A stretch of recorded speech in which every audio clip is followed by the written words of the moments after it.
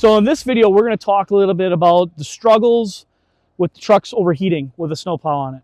So first step is let's just acknowledge what we have here. We have a big mold board, and sometimes they vary depending upon the plow size and whatnot, but we're going to be blocking the radiator. So I'm going to jump in the truck and just kind of raise the plow up so you can kind of get a visual of what we're talking about here.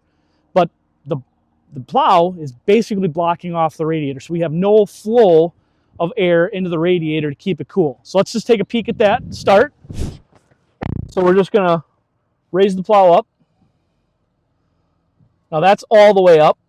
And as you can see, we're going to have majority of the radiator blocked.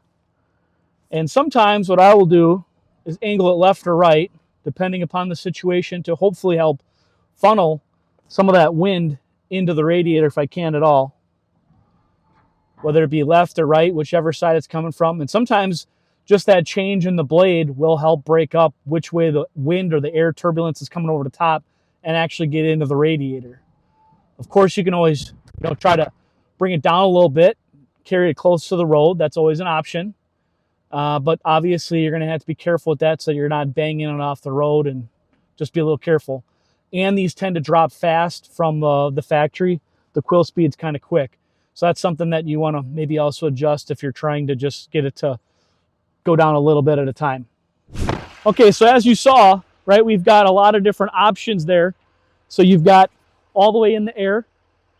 We angled it left and right to perhaps funnel some of that air into the truck a little bit better, or break up the air turbulence as it comes over the top of the blade and into the radiator when it's angled left or right. I'm not sure which it is. I just have used all these techniques to try to get the truck to cool down, because on a warm day like today, it's a little warmer here in Wisconsin, or sometimes you get really cold and it doesn't really matter. You're blocking the radiator. So yes, cooler air will help cool that radiator faster, but there's also some other techniques that will take the truck for a little ride, and I'll show you what I mean by that. All right, so we talked a little bit about, as the temperature starts to rise and you're noticing that the truck is getting warm, what are some things that you can do to help? So you're going to want to just max your heat out, and yep, it's going to get uncomfortable. Turn your fan on high. Just let the truck start to naturally cool.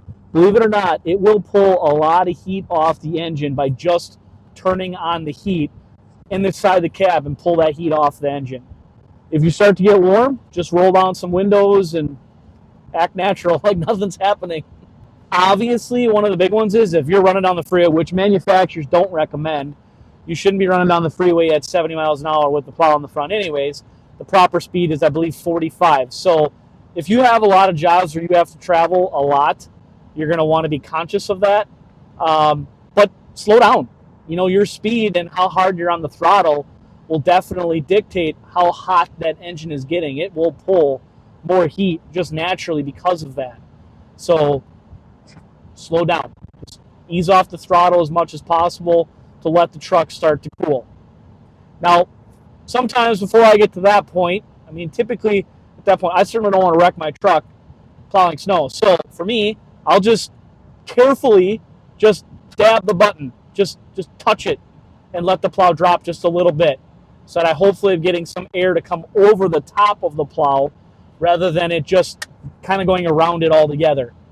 You got to remember, I've never seen this plow in an air tunnel before, but I can only imagine right now as the air is coming up that curve, it's like shooting it upward, not into the radiator like it should be. Another thing you can do if, you're still not making any progress with any of those things is just angle it. Sometimes, especially from running down the freeway and it's a windy day, just lift it up, angle it left or right, whichever way the wind is coming from, to try to funnel that air. So right now I'm thinking the wind is coming from the passenger side. That air will kind of help just get funneled in. So if that doesn't seem to be helping, like I said, just try to angle it back the other direction. And just constantly keep an eye on that gauge. Obviously, you got to still drive this vehicle and make sure you're being cautious. But pay attention to it, and you're just trying to watch to see, are my temperatures starting to come down or not? If they just continue to keep climbing, it's time to pull over. You don't want to see this get into the red. That's hard on the truck. That's not something that you want to do. So if you're just keep climbing, simplest thing you can do is pull over, leave it run, leave the truck run, your fan that's on the engine is going to pull air through there like it should. So all you need to do is just pull to the side someplace safe, turn your four-ways on, and set the blade down on the ground and just wait. Give it a few minutes, watch your temperature. Once your temperature comes back down to a comfortable range, then you can go ahead and continue traveling.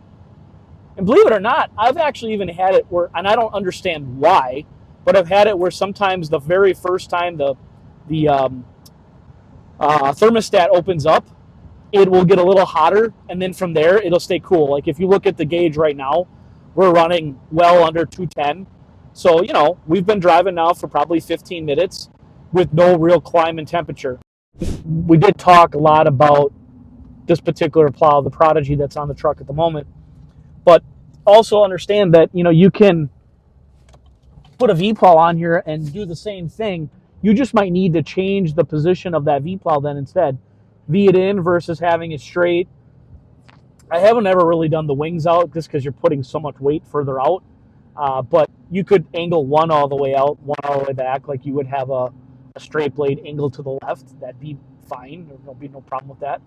This is going to be the end of this video of transporting the plow and trying to keep that engine cool on the truck. So thanks for watching.